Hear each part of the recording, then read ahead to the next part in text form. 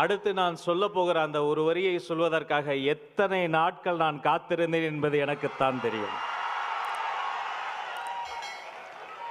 தர்மத்தாயின் தவ புதல்வரே, தமிழக வெற்றி கழகத்தின் தலைவரே, வருக வருக வருக. தலைவரின் தலைமை உரை.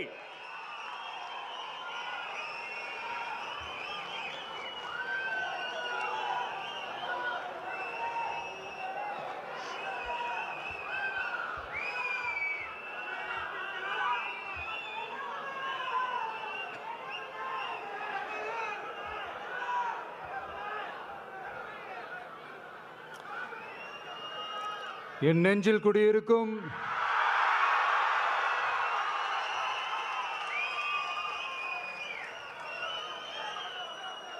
என்னுடைய தோழர்களுக்கும் தோழிகளுக்கும் தமிழக மக்களுக்கும் என்னுடைய வணக்கம்.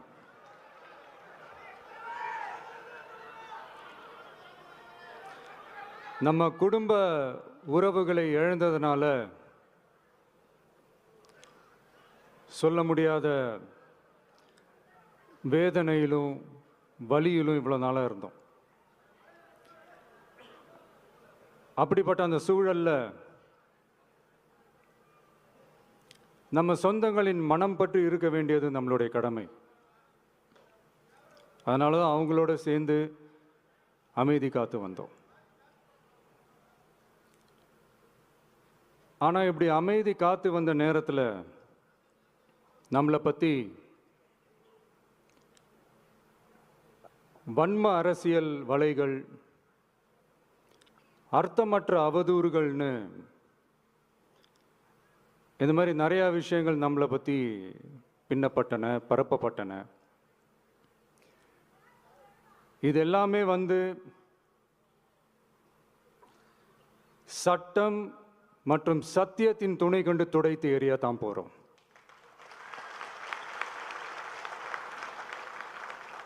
பட் அதுக்கு முன்னாடி தமிழக சட்டமன்றத்தில் நமக்கு எதிராக நிகழ்த்தப்பட்ட ஓர் உரைக்கு ஒரு நாகரிக பதிலடி கொடுக்கணும்னு நான் நினைக்கிறேன்.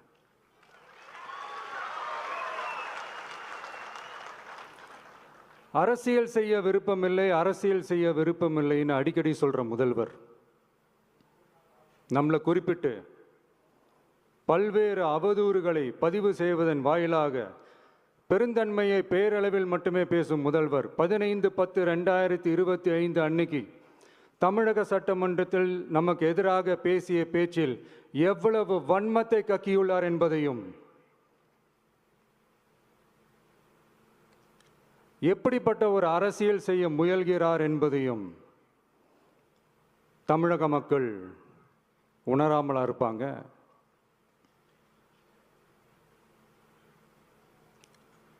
இந்த கரூரோடு சேர்ந்து 5-6 மாவட்டத்துக்கு இந்த மக்கள் சந்திப்பு நிகழ்ச்சிகள்லாம் நடத்தியிருக்கிறோம், போயிருக்கிறோம். அங்கெல்லாம் இந்த லாஸ்ட் மினிட் வரைக்கும் எங்களுக்கு அந்த இடம் கொடுப்பாங்களா மாட்டாங்களா, பெர்மிஷன் தருவாங்களா மாட்டாங்களா, இப்படியே இழுத்து அடிச்சுக்கிட்டு இருப்பாங்க. தான் நாகப்பட்டினத்தில் சொன்னது மாதிரி தான். நாங்கள் ஒரு இடம் செலக்ட் பண்ணி கேட்போம், மக்கள் நல்லா ஸ்பேஷியஸாக நின்று பார்க்குற மாதிரி. பட் அவங்க அதையெல்லாம் ரிஜெக்ட் பண்ணிவிட்டு மக்கள் நெருக்கடியோடு நின்று பார்க்குற மாதிரி ஒரு இடத்த செலக்ட் பண்ணி எங்களுக்கு கொடுப்பாங்க. இது டிஃபால்ட்டாக எல்லா இடத்துலையும் இந்த ஒரு ஆர்கியூமெண்ட் நடந்துகிட்ருக்கோன்னு வைங்க. அது மட்டும் இல்லை, இந்தியாவிலேயே எந்த ஒரு அரசியல் கட்சி தலைவருக்கும் கொடுக்கப்படாத கண்டிஷன்ஸ். பஸ்ஸுக்குள்ளேயே இருந்து பார்க்கணும், மேலே கை காட்டக்கூடாது, இப்படிலாம் ஒரு அதீத கட்டுப்பாடுகளை கொடுத்த உடனே எங்கள் சைட்லேருந்து ஒரு அறிக்கையும் வெளியிட்டோம். அது மட்டும் இல்லை, தமிழக வெற்றி கழகம் சார்பாக அனைத்து கட்சிகளுக்கும் சமமாக ஒரு முறையான ஒரு பொது வழிகாட்டு முறைகள், SOPஸ்ன்னு சொல்லுவாங்க, அதையும் வழங்கணும்னு சொல்லி உயர்நீதிமன்றத்தையும் நாடி இருக்கணும். இதுவும் தமிழக மக்கள் உணராமலா இருப்பாங்க? இப்படி ஒரு அரசியல் காழ்ப்புடன், நேர்மை திறனற்று நம்மளை பற்றி குற்றம் சாட்டியுள்ள குறுகிய மனம் கொண்ட முதல்வர் அவர்களுக்கு ஒரு சில கேள்விகள். உச்சநீதிமன்றத்தில், அதாவது 13/10/2025 அன்னைக்கு உச்சநீதிமன்றத்தில் நடந்த அந்த விவாதங்களை வைத்தும் அந்தந்த உத்தரவுகளை வைத்தும் இந்த கேள்விகள். இப்படி பொய் மூட்டைகளாக நம்மளை பற்றி இந்த அவதூறுகளை அவிழ்த்து விட்ட முதல்வர் அவர்களுக்கும் திமுக அரசுக்கும் சார்பாக கோடிகளை கொட்டி அமர்த்தப்பட்ட அறிவார்ந்த வழக்கறிஞர்கள் அவங்க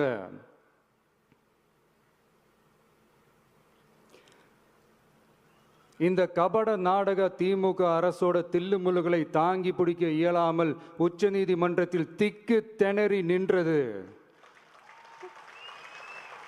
முதல்வர் அவர்களுக்கு மறந்துவிட்டதா? இந்த கரூர் சம்பவத்துக்கு அப்புறமே அவசரமா ஒரு தனிநபர் ஆணையம், அந்த தனிநபர் ஆணையத்தை அவமதிக்கிற மாதிரி அரசு உயர் அதிகாரிகள், காவல்துறை உயர் அதிகாரிகள் எல்லாருமே நம்மளை பற்றி ஃபுல்லாக இந்த அவதூறுகள் பரப்பி ஒரு செய்தியாளர்கள் சந்திப்பு அவசரமாக. இதெல்லாம் ஏன் நடக்குது, எதுக்காக நடக்குது அப்படின்னு ஒட்டுமொத்த தமிழக மக்களும் கேள்வி கேட்க ஆரம்பிச்சாங்க. இதுவும் தமிழக முதல்வர் மறந்துட்டாரா? அதுக்கப்புறம் அந்த தனிநபர் ஆணையத்தை தலையிலேயே கொட்டி வீட்டுக்கு அனுப்பிச்சிட்டாங்க, அது வேறு விஷயம்.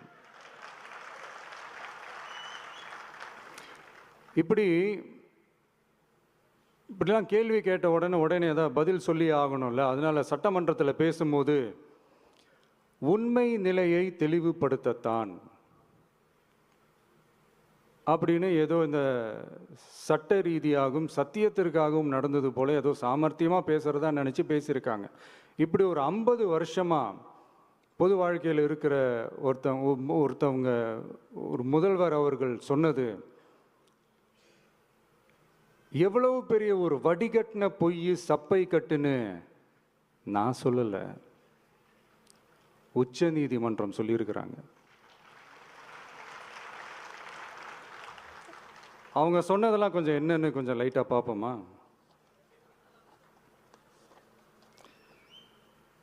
The comments which have been made before the media by the top officers of the police department may create doubt in the minds of the citizenry on impartiality and fair investigation.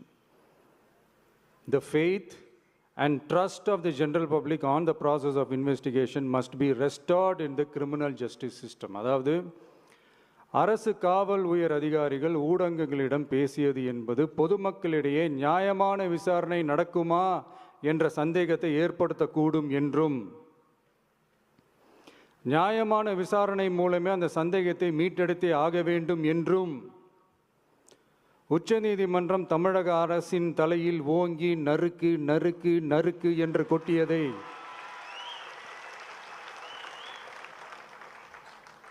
முதல்வர் அவர்கள் மறந்துட்டாரா?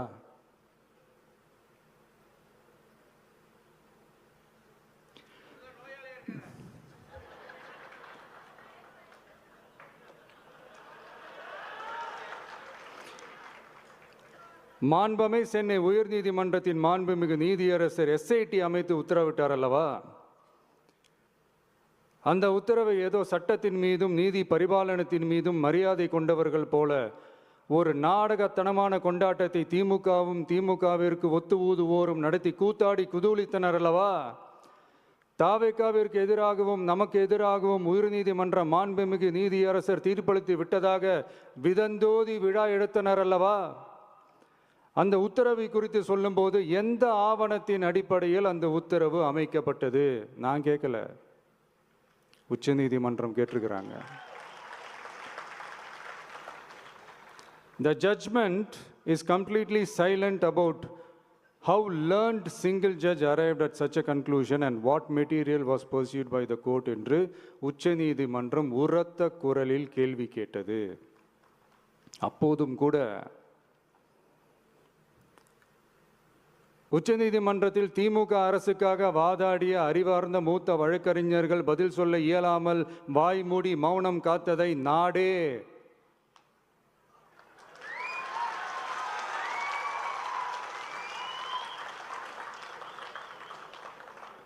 பார்த்ததல்லவா? இதையும் முதல்வர் அவர்கள் மறந்துட்டாரா?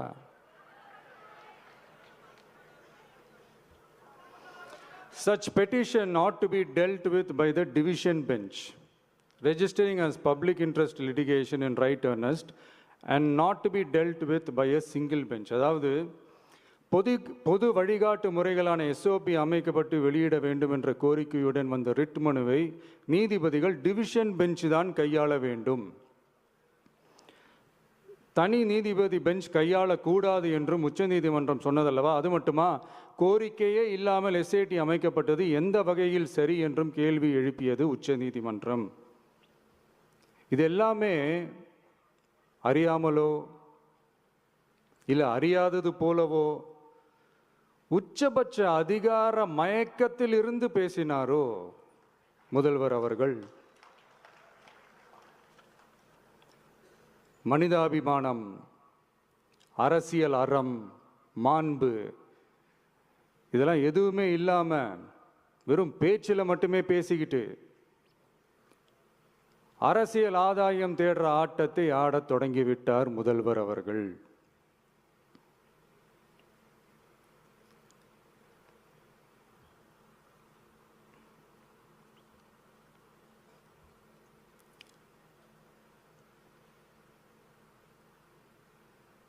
இதெல்லாம் என்ன அவங்களுக்கு புதுசா? என்ன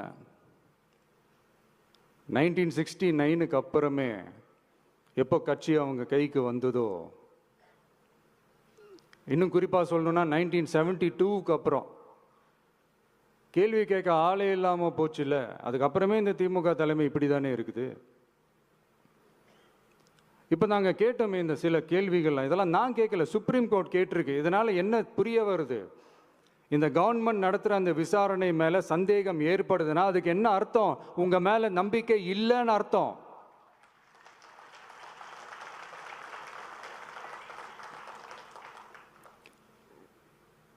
இதெல்லாம் ஏன் எதுக்காகன்னு முதல்வர் அவர்களுக்கு புரியுதா?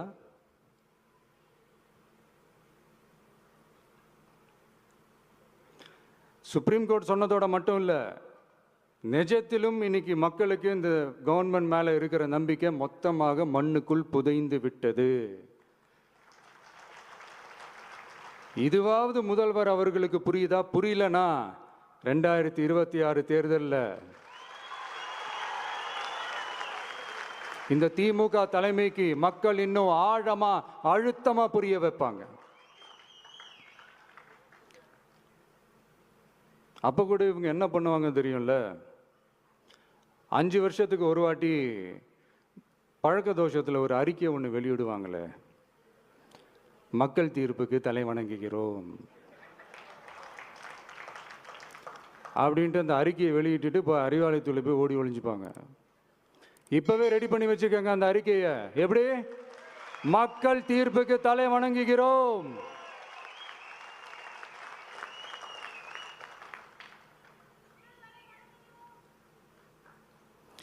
நான் போன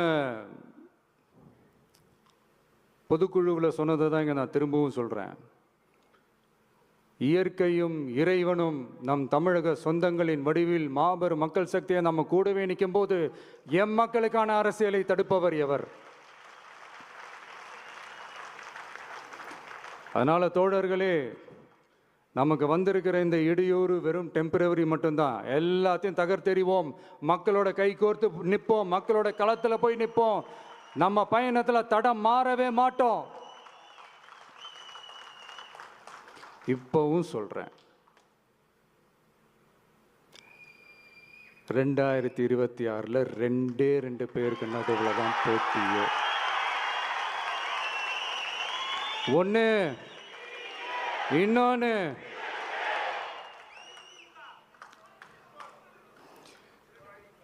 இந்த போட்டி இன்னும் ஸ்ட்ராங்கா மாறப்போகுது. 100% வெற்றி நமக்கு. வாகை சூடுவோம், வரலாறு படைப்போம், கான்பிடென்டா இருங்க, நல்லதே நடக்கும், வெற்றி நிச்சயம். மீண்டும் சந்திக்கும் வரை நன்றி, வணக்கம். கடந்த செப்டம்பர் 27ஆம் தேதி கரூர் தமிழக வெற்றி கழகத்தின் விஜய் அவர்களின் பரப்புர கூட்டத்தில் ஏற்பட்ட நெரிசலில் சிக்கி 41 பேர் உயிரிழந்த சம்பவம் தமிழகத்தை சோகத்தில் ஆழ்த்தியது. நெரிசலில் சிக்கி உயிரிழந்தவர்களின் குடும்பத்தினருக்கு வீடியோ கால் மூலம் ஆறுதல் கூறினார் விஜய் அவர்கள். மேலும் நேரில் வந்து சந்திப்பதாகவும் உறுதியளித்திருந்தார். ஆனால் பாதிக்கப்பட்டவர்களை நேரில் சென்று சந்திக்க காவல்துறை அனுமதி வழங்கவில்லை என தாவேகா தரப்பில் கூறப்பட்டு வந்தது. அதனால் அவர்களை சென்னைக்கு அழைத்து வந்து விஜய் அவர்கள் சந்திக்க ஏற்பாடு செய்து அதன்படி கூட்ட நெரிசலில் சிக்கி உயிரிழந்தவர்களின் குடும்பத்தினரை சென்னை மாமல்லபுரத்தில் தமிழக வெற்றி கழகத்தின் தலைவர் விஜய் அவர்கள் நேரில் சந்தித்து ஆறுதல் கூறினார். இது ஒரு பக்கம் இருக்க, கிட்டத்தட்ட 2 மாதங்களுக்கு பிறகு விஜய் அவர்கள் நடத்த இருந்த பொதுக்குழு கூட்டத்தில் தலைவர் விஜயின் பேச்சு எந்த அளவுக்கு தாக்கத்தை ஏற்படுத்தும் என்ற ஆர்வம் தொண்டர்கள் மற்றும் ரசிகர்களுக்கிடையே தோன்றியது. அதேபோல் செங்கல்பட்டு மாவட்டம் மாமல்லபுரத்தில் இன்று தமிழக வெற்றி கழகத்தின் சிறப்பு பொதுக்குழு கூட்டம் நடைபெற்றது. தமிழக வெற்றி கழகத்தின் தலைவர் விஜய் தலைமையில் நடைபெற்ற இந்த கூட்டத்தில் அழைப்பு கடிதம் மற்றும் அடையாள அட்டையுடன் வந்த நிர்வாகிகளுக்கு மட்டுமே அனுமதி வழங்கப்பட்டது. கூட்டத்தில் கரூர் நெரிசல் சம்பவத்தின் வேதனையில் அமைதி காத்த போது தாவேகா கட்சிக்கு எதிராக வன்மத்துடன் அரசியல் வலை பின்னப்பட்டதாக விஜய் அவர்கள் குற்றம் சாட்டினார். அதாவது பொதுக்குழு கூட்டத்தில் பேசிய விஜய் அவர்கள் நம் குடும்ப உறவுகளை இழந்ததால் சொல்ல முடியாத வேதனை வலியுடன் இவ்வளவு நாள் இருந்தோம் என்று உணர்ச்சியுடன் கூறி பொதுக்குழு கூட்டத்தை தொடங்கினார். மேலும் தமிழக முதலமைச்சர் மு.க. ஸ்டாலின் அவர்களை கடுமையாக விமர்சித்து பேசிய இவர், பெருந்தன்மை பெயரில் மட்டுமே பேசும் முதல்வர் பேரவையில் நமக்கு எதிராக வன்மத்தை கக்கியுள்ளார் என்று கூறி குறுகிய மனம் கொண்ட முதல்வருக்கு சில கேள்விகளை முன்வைக்கிறேன் என்று தெரிவித்தார். அதாவது கரூர் சம்பவம் நடந்த உடனே அவசரமாக தனிநபர் ஆணையம் அமைக்கப்பட்டதாகவும் நமக்கு எதிராக நிகழ்த்தப்பட்ட ஒரு சட்டமன்ற உரைக்கு ஒரு நாகரிக பதிலடி கொடுக்க வேண்டும் என்றும் தமிழ்நாட்டில் பொது வாழ்க்கையில் 50 வருடம் இருந்தாலும் பொது கருத்துக்களை அடக்கம் செய்ய முயல்வது திமுக தலைமையின் பழக்கம் என்று விமர்சித்தார். அதைத் தொடர்ந்து விஜய் அவர்கள் தமிழ்நாட்டில் பொது நிகழ்ச்சிகளில் கட்சி தலைவருக்கு பாதுகாப்பு இல்லை என்று கூறி இந்தியாவில் எந்த தலைவருக்கும் விதிக்கப்படாத நிபந்தனைகளை காவல்துறை என்னுடைய பிரச்சாரத்திற்கு விதித்தது என்று குற்றம் சாட்டினார். அதைத் தொடர்ந்து நான் கேட்பதெல்லாம் என்னுடைய கேள்விகள் அல்ல, தமிழக அரசை நோக்கி நீதிமன்றம் எழுப்பியவை என்று சுப்ரீம் கோர்ட்டின் கேள்விகளை மேற்கோள் காட்டி நியாயமான விசாரணை நடைபெறுமா என்று உச்சநீதிமன்றத்திற்கே சந்தேகம் வந்தது என்று கூறினார். திமுக அரசின் விசாரணையில் ஆவணங்கள் இல்லை என நீதிமன்றம் குறிப்பிட்டதாகவும் கூறினார். மேலும் 1969க்கு பிறகு கட்சி கைக்கு வந்த காலத்தில் இருந்து கேள்விகள் கேட்க ஆளே இல்லாமல் போய்விட்டது. அதற்கு பிறகு திமுக தலைமை எப்போதும் இப்படித்தான் என்று ஸ்டாலின் அவர்களை குறிப்பிட்டு இப்போது அறிக்கையை தயார் செய்து வைத்துக் கொள்ளுங்கள், மக்கள் தீர்ப்புக்கு தலைவணங்கிறோம் என்று அழுத்தமாக கூறினார். மேலும் அரசுக்கு மக்கள் மீது நம்பிக்கை இல்லை, அது மண்ணில் புதைந்து விட்டது. இறுதியாக விஜய் அவர்களின் பேச்சு தாவேகாவின் பொதுக்குழு கூட்டத்தை தீவிரமாக்கியது மட்டுமல்லாமல் 2026ஆம் ஆண்டு தேர்தலில் 2 பேருக்கு நடுவில் தான் போட்டி, ஒன்று டிஎம்கே மற்றொன்று டிவிகே, 2 கட்சிகளுக்கும் இடையில் தான் போட்டி எனவும், மேலும் 2026 தேர்தலில் 100% வெற்றி தாவேகாக்கு என்று உறுதியளித்துள்ளார். கட்சியின் தலைவர் விஜயின் இந்த பேச்சு அரசியல் வட்டாரங்களில் தற்போது பேசும் பொருளாக மாறி வருகிறது.